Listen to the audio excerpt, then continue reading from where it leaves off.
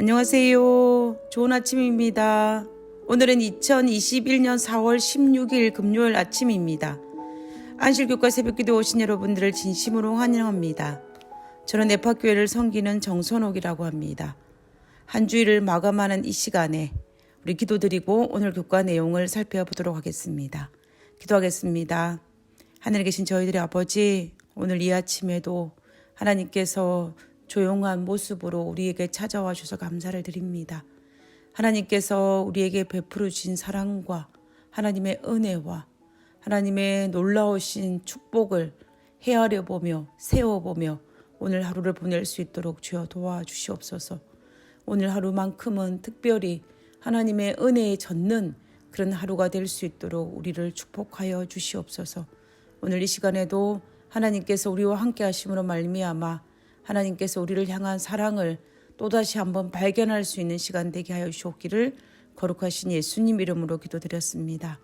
아멘. 감사합니다. 먼저 이번 한 주일 동안 공부한 것을 간단하게 정리해 보도록 하겠습니다. 우리는 이번 주 한 주일 동안 성경에 기록되어진 노아의 언약에 대해서 살펴보았습니다. 창세기 3장에 들어온 죄가 편만해져서 세상에 사람 지어졌음을 한탄할 정도로 세상에 죄악이 가득하였습니다. 그래서 하나님은 죄악의 파멸로 멸망해가는 지구를 구하기 위해서 하나님의 개입은 불가피한 지경에 이르게 되었습니다. 하나님께서는 죄악의 편만을 막기 위해서 홍수를 통하여 세상을 정화시키기로 결심하셨습니다.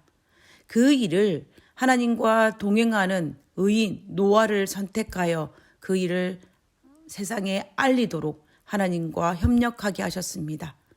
그리고 노아에게 방주를 지어 그 안에 들어가며 구원을 받을 것이라고 노아와 언약을 맺었습니다.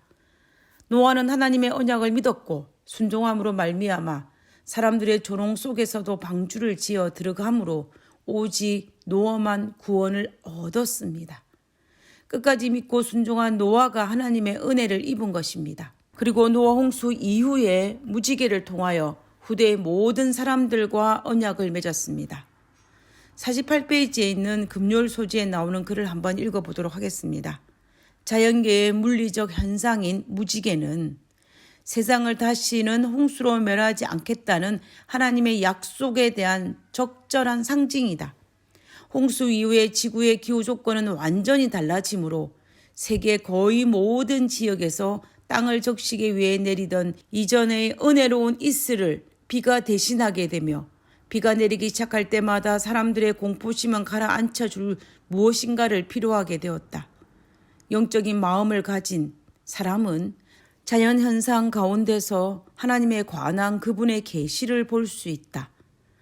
그러므로 믿는 자에게 무지개는 비가 전 세계적인 파멸이 아닌 축복을 가져올 것이라는 증거가 된다.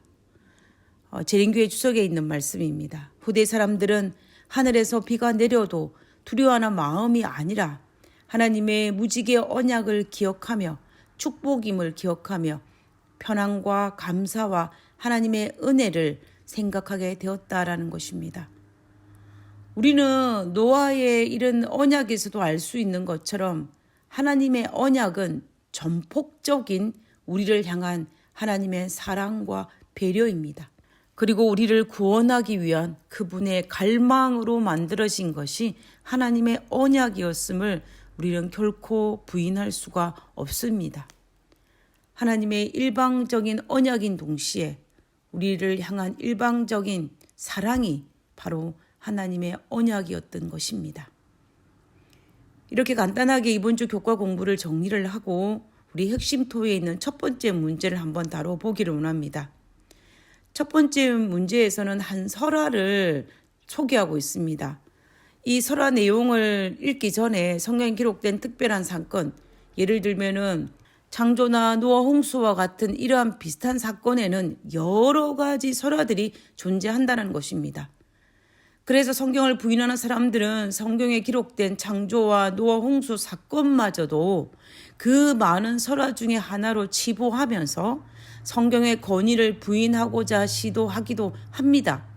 그러나 우리가 그 설화들을 읽어보면 성경에 기록된 사건들을 원사건으로 하여 만들어낸 여러 가지 카피에 불과하다는 것을 우리는 발견하게 됩니다. 사건의 구성상, 그리고 길이상, 짜임새상 여러 가지 면에서 성경에 기록된 사건이 진짜이고 그 나머지 설화들은 그 진짜를 조금씩 변형하여서 만들어낸 하나의 카피된 내용이었다는 것을 우리는 충분히 발견할 수가 있습니다. 그리고 오히려 창조나 노홍수에 관련된 이 설화들이 많은 이유는 이 성경에 기록되어진 창조나 노홍수의 사건이 어떤 제한적인 장소에서만 알려진 것이 아니라 전 세계적으로 알려진 사건인과 동시에 또한 이것은 성경에 기록된 대로 이 지구 전체와 관련된 증거였다는 사실을 우리는 확인할 수가 있습니다. 세월이 많이 흘러서 조금은 각색되기는 하였지만 창조에 대한 사실이나 홍수에 대한 사실은 그들 조상 대대로 내려온 설화로 존재했다라는 것입니다. 오늘 교과책에서는 노아 홍수의 많은 설화들 중에서 하나인 이 길가메시 홍수 설화에 대해서 소개하고 있습니다. 먼저 길가메시 설화의 배경을 한번 살펴보도록 하겠습니다. 이 길가메시 설화는 19세기 중반에 고대 바벨론의 도시 니누엣에 있는 대도서관 유적지인 이 아수르바니 팔레의 서고에서 발견되었습니다. 이 서고에서는 노아의 홍수와 매우 비슷한 전 지구적인 홍수가 기록되어 있어서 많은 기독교인들의 이목을 집중받기도 하였습니다. 길가메시 홍수라는 12개의 큰 점토판에 기록되어 있으며 시 형태로 기록되어 있습니다. 그래서 우리는 그것을 길가메시 서사시라고 부르는 것입니다. 길가메시 홍수 설화의 서사시의 내용은 대략 요약하면 이렇게 됩니다. 주인공은 길가메시인데 그는 실제로 있었던 역사적인 인물로 여겨지고 있습니다.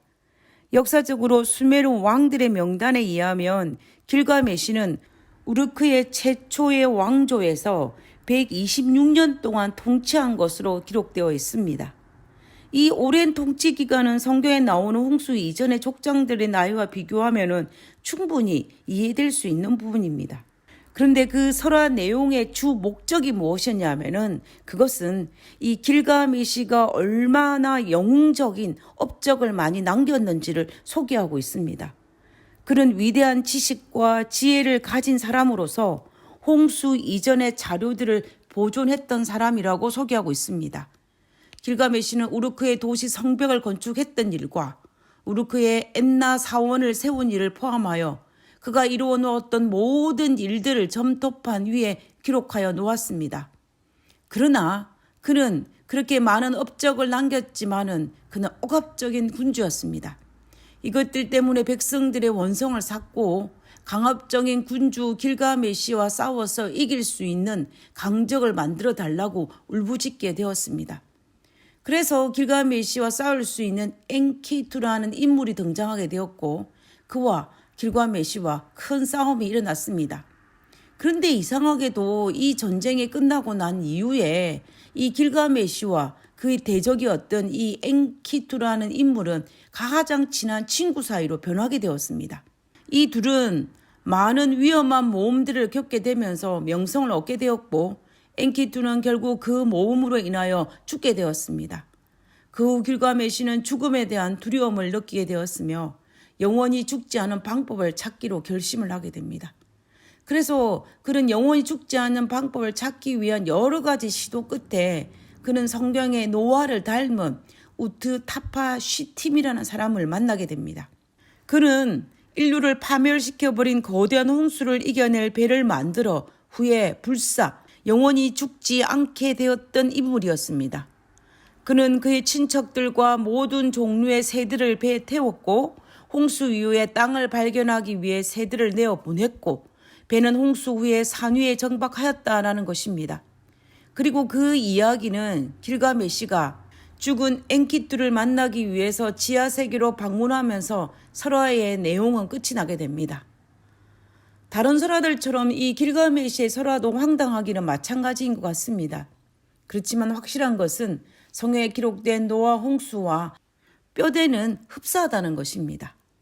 오늘 교과책에서는 이 길가메시 서사시에 등장하는 홍수에서 그 홍수가 일어난 원인을 소개하고 있습니다. 그 부분을 한번 자세히 읽어보도록 하겠습니다. 당시에는 세상이 충만하였고 사람들은 계속해서 증가했으며 세상은 거의 황소와 같이 우렁찬 소리를 냈으며 위대한 신은 큰 소리로 인해 깨어났다. 엘린, 수메르 신화에 나오는 이 대기의 신은 큰 소리를 들었고 의외로 모인 다른 신들에게 이야기했다. 인간들의 소라는 참기 힘들고 그들의 왁작지껄 대는 소리로 인해 잠자는 것도 더 이상 불가능하다. 그래서 신들은 사람들을 몰살시키기로 합의하였다라는 내용이었습니다. 우리는 여기에서 길가메시 신화에 나오는 홍수의 원인은 신들이 인간의 소란이 너무 귀찮아서 홍수를 내렸다라는 기록입니다.